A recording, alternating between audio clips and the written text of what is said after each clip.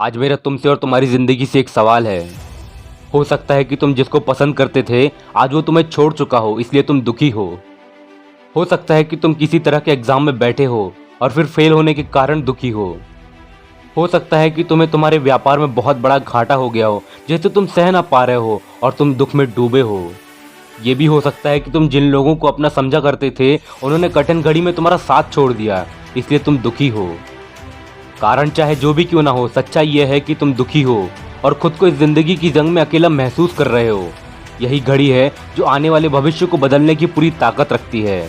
Important ये नहीं है कि तुम दुखी हो या नहीं, क्योंकि ये पल तो हर किसी की ज़िंदगी में आता ही है, बल्कि इम्पोर्टेंट तो ये है कि तुम इस सिचुएशन के साथ कैसे डील करते हो।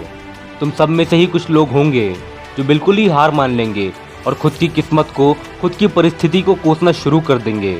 कुछ अपने व्हाट्सएप में और इंस्टाग्राम में स्टोरी डालेंगे अपने मूड ऑफ का, जिससे दुनिया को पता चल जाए कि वो कितने दुखी हैं। कुछ होंगे जो नशा करना शुरू कर देंगे और अपने आप को वो बना लेंगे जो उन्होंने खुद को अपने सपने में भी नहीं सोचा था।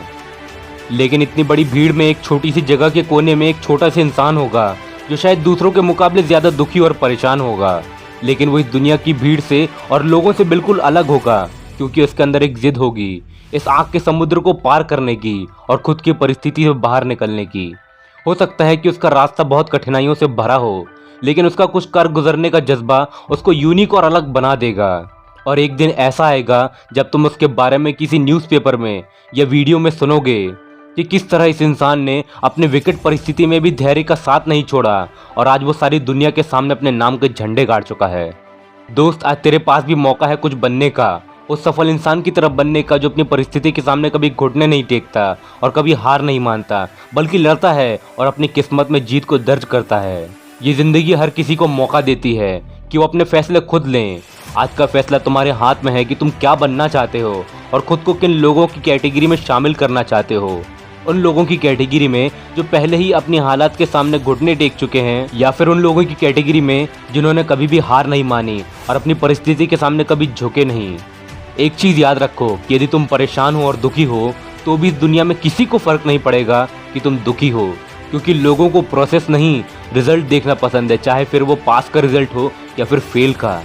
यदि पास हो जाओगे तो दुनिया घुटने भी टेकेगी और सलाम भी करेगी, लेकिन यदि फेल हो जाओगे तो लोग गाली देने में और मजाक उड़ाने में बिल्कुल भी पीछे नहीं हटेंगे।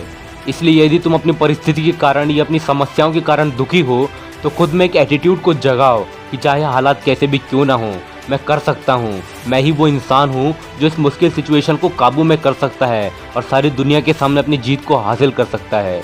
मुझे पूरा भरोसा है कि तुम ज़रूर खुद को संभाल लोगे और अपने आप को एक सफल लोगों की कैटेगरी में शामिल कर लोगे।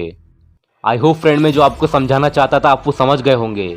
मेरे दोस्त, आज का वीडियो यहीं तक था। वीडियो अच्छा लगे तो लाइक कर देना, चैनल में नए हो तो सब्सक्राइब कर देना। आपका हर एक सब्सक्राइब मुझे मोटिवेशन देता है, जिससे मैं और अच्छे अच्छे वीडियोज़ बना सकूँ। Thanks for watching my friend.